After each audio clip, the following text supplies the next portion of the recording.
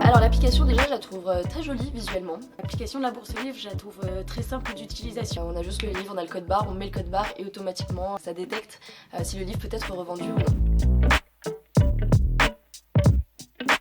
En fait, c'est déjà quelque chose que j'avais envie de faire, mais j'avais ni le temps ni trouvé le bon outil pour le faire. Grâce à la Bourse Livre, j'ai pu trouver une solution qui m'aide à facilement faire du vide sur mes étagères et c'est surtout trouver une solution écologique, rapide et un peu sur mesure.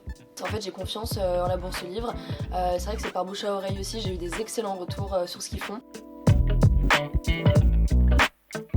Je voulais savoir l'état du livre, est-ce que je pouvais renvoyer tel ou tel bouquin. J'ai eu un conseiller de la Bourse Livre au téléphone qui m'a très vite pris en charge et m'a accompagnée sur toutes les étapes pour que je puisse envoyer mes livres. Je les avais appelés une fois, ils ont été hyper réactifs, j'ai aimé leur dynamisme et c'était pour un livre justement où j'étais pas sûre vraiment qu'il soit en bon état, je savais pas s'il faut le revendre.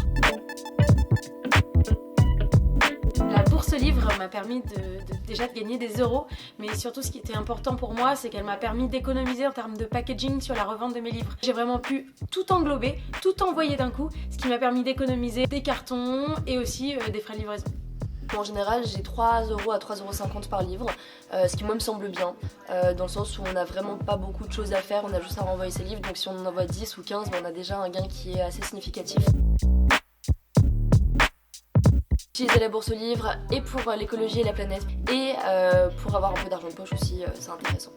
J'envoie mes livres à la Bourse Livre.